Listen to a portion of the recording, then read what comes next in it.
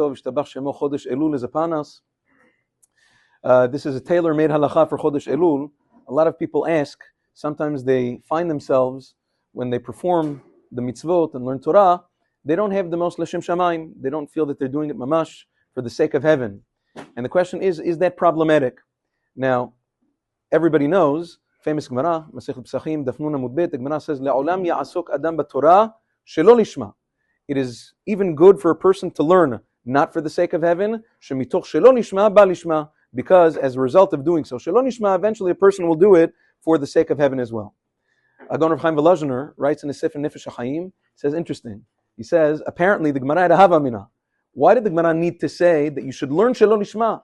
Apparently, there was a hava mina that if you can't learn lishma, don't learn at all. Because doing things shelo l'shem shamayim is so detrimental that you shouldn't have done it at all. That was the hava mina. To which the Gemara comes and says, no, don't think that. Do it shelo lishma, because of the Mishnah, in the first perek of Masechet Avot, the Mishnah says in Pirkei Avot, Udila yalif ketala chayav, that if a person doesn't learn Torah, he's chayav mitah.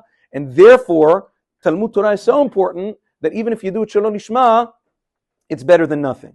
The Nefesh HaChaim continues in Perek Gimel, he says a beautiful thought. He says, don't think that right when you start learning, right when you start doing mitzvot, when a person's omed al da'ato, that it's going to be l'shem shamayim in a minute. It's like climbing a ladder or climbing the stairs to the top floor.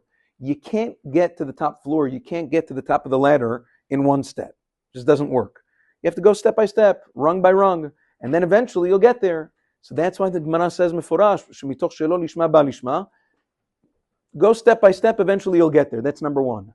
Number two, he says, is that ultimately, let's say a person's learning for an entire Seder.